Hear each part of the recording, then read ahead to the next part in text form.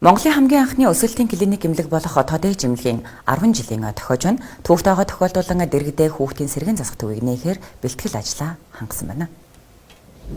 Тод ээж хүүхдийн өсөлтийн клиник эмнэлгийн 10 жилийн тохиож байна. Энэхүү хугацаанд 44 мянган хүүхэдийг хэвтэн эмчлүүлж, үүний 60%-ыг нь нийгмийн хариуцлагын хүрээнд үн төлбөргүй үйлчилж эмчилсэн байна. Ийхүү өнөөдөр 10 жилийн тохиолдуулан баярын хурлаа хийж байна.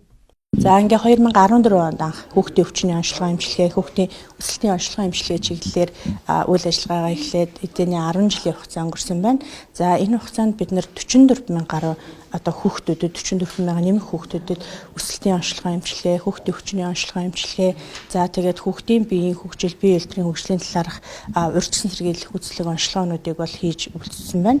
За биднэрт хандсан тохиолдлоос илүү бид нар хүүхдүүдийн урьдчилан сэргийлэлтэнд оролцсон сайн үлсээрээ, сайн дураар нийгмийн хариуцлагын хүлээнт хийгдсэн үзлэг онцлогоонууд маань энэ дээр бараг 60 орчим хувийг эзэлж байгаа. Тэгэхээр бид нар бол одоо нийгэмд хүүхдүүдийн хэвийн эрүүл өсөлтийг одоо дэмжих, урьдчилан сэргийлэх энэ тал дээр бол нэлээдгүй ажил хийсэн байна. Үүнийхээ зэрэгцээ бид 10 жилийнхаа ойн баярын хүрээнд эмнэлэг дээрээ эмнэлгийнхаа дэргэд хүүхдийн сэргээн засах төвийг нээж ажиллуулахаар бэлтгэл ажлыг бүрээ хангаад байна. Ингээд манай хөгжлийн бэрхшээлтэй хүүхдүүдний ялангуяа хөгжлийн бэрхшээлтэй хүүхдүүдэд одоо үйлчлэг тусламж үйлчилгээ дутагдaltaй, жоохон хомсдолтой байдаг учраас энэ ачааллыг бид нар бас бага хэмжээгээр ч гэсэн өөрсдийнхөө хэмжээнд одоо ачааллыг хуваалцах зорилгоор дэргэдээ хүүхдийн сэргээн засах төвийг нээж ажиллуулахаар бэлтгэл ажлыг хангасан байна. Энэ хувийн хвшлээс анх удаа хүүхдийн сэргээн засах эмнэлэг гэдгийг нээж агаад нь энэ хамт олондоо бас их талархалтай байгаа.